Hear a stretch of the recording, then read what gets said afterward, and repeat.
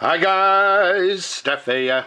Okay, what have we got for you today? Well, what I've got for you today is basically just to show you what I've actually been up to in this lockdown that we're having at the moment. So I've shown you some of these pens before. What I'm going to be showing you is two custom caps that I've just actually finished.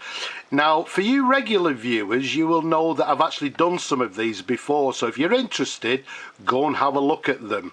But basically what happens, occasionally we get Parker 51s that have got ding caps, they've got scratches, they've got wear, you know, whatever the problem may be with them. Occasionally what I'll actually do, I'll actually customize the cap, obviously restore the pen itself to full working order, but yeah, we'll try and rejuvenate the caps. Now, for you sort of purists that say, oh, what are you doing, why are you ruining the cap? Well, I'm not actually ruining it, I don't believe. I believe I'm giving it another life. Now, also what I've got is, if you look at my sort of scrap box here, you'll see I've got lots of other caps here that have got issues with them, they're broken, whatever's wrong with them.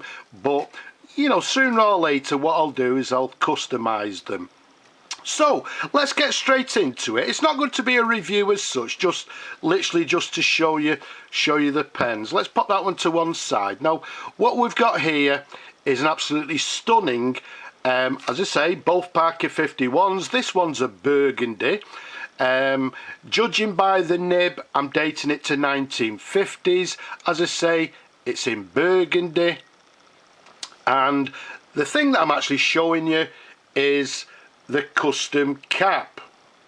Now, always a little bit difficult to show you these because of the lighting and because of it actually being gold. Okay, but let's try and give you a sort of twirl.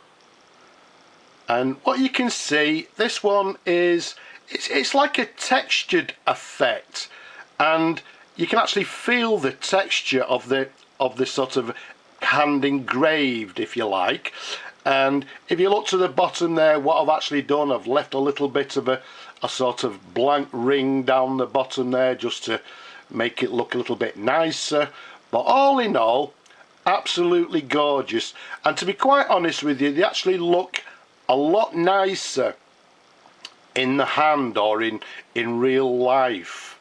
Now, you can see it's got the Parker arrow clip there, again in lovely condition. And what you'll notice to the very top there, we've got this lovely Burgundy jewel. Now, this is a cabochon. I believe it's a garnet. I can't remember when I actually bought them, but I believe it's actually a garnet. And as you can see, it's got this hint of sort of burgundy to the very top there, which in effect complements this lovely burgundy barrel. Now, just for you people that like to see the full pen, you can see there's the section, there's the feed. You can see everything is lovely and clean. As I say, it's not a review as such, just really just to concentrate on these caps, just to show you the work that I've done on the caps. Because obviously what I'm going to be doing, I'm going to try and find new homes for these pens, so somebody will have this gorgeous customized cap and hopefully they'll enjoy it. Okay, so that's the Burgundy one. Let's pop back and show you the black one. Okay, as we said, classic black, comes with a luster alloy cap. Now, what I've actually done with this cap, it had a lot of scratches on it, it had a couple of dings. Again, a little bit difficult to show you, but I'm hoping it comes across on the video. What I've actually done, I've given it this sort of brushed effect, and again, sort of in real life, in the hand, it looks absolutely gorgeous. So it's got this lovely sort of brushed effect. You can still see the Parker wording to the bottom there, and it also gives it a sort of slight sort of a matte effect as well.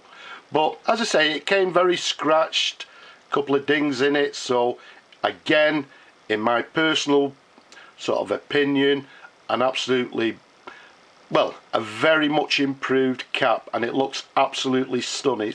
This is the sort of the first one I've done like this, so I might actually do a couple more. Okay, let's give it a little twirl.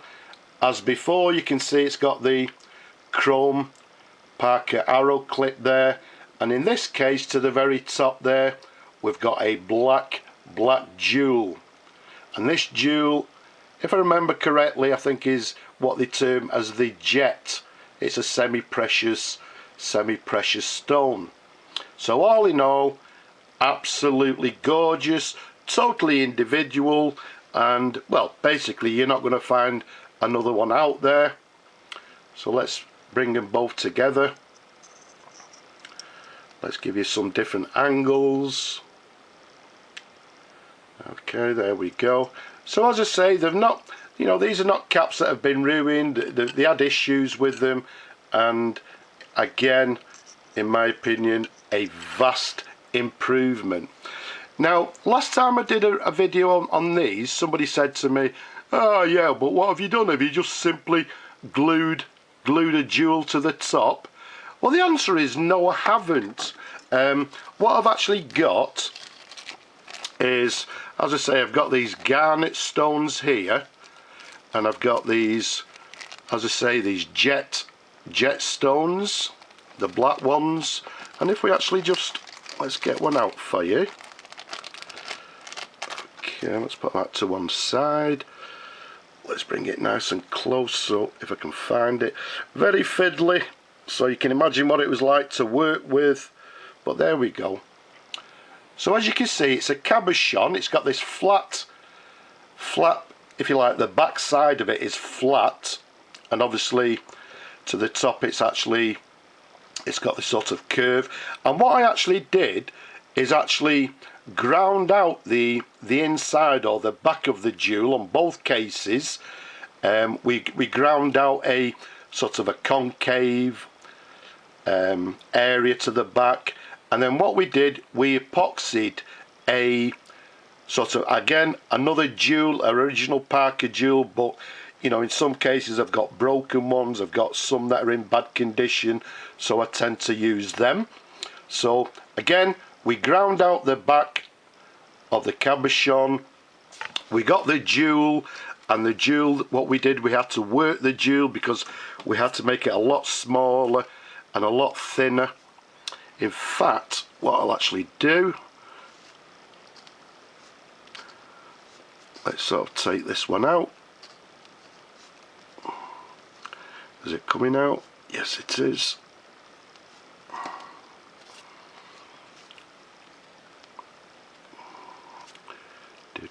Oh, it's difficult working at a distance, but yeah, there we go, it's coming out.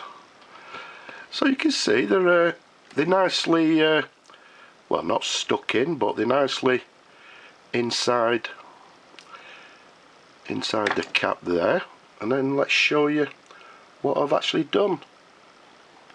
Okay, so there you can see, so I've used an old sort of original. In some cases I use reproduction jewels as well because they're not original, but again, we ground it out, we ground out or worked on the jewel itself, made it a lot smaller, and epoxied them inside the, well, in this case the black jet. And then what we do, we just simply screw it back into back into place, and there we have it. So for you people that'll think that, oh yes, you've just simply glued them onto the top or whatever, no, I haven't. But what I may actually do is just give it a little bit of a dab of shellac when I put it back in, and that'll just hold it in place. But answering the question, no, they're not just simply glued into place. So the jewels and these cabochons, there's quite a bit of work involved obviously, but in my opinion, at the end of the day, I think they're absolutely worth it, and I think they look absolutely stunning. And the beautiful thing about them is that the one-off caps, you know, they're not a cap that you'll get elsewhere. So let's find a home for them. Somebody will love these pens, somebody will enjoy them for many years to come. So I hope you've enjoyed looking at the video or the pens as much as I enjoy showing them to you people. Don't forget, leave a comment below, don't be shy. Have you subscribed? No? Why not? Subscribe now. And if you possibly can, down below, please support my work. And last but not least, don't forget to press that thumbs up. That'll help my my videos, hopefully. But last and not least, as I said before, there's a horrible virus going on around the world, so you people out there, stay safe. But for now, I'll just say bye bye for now.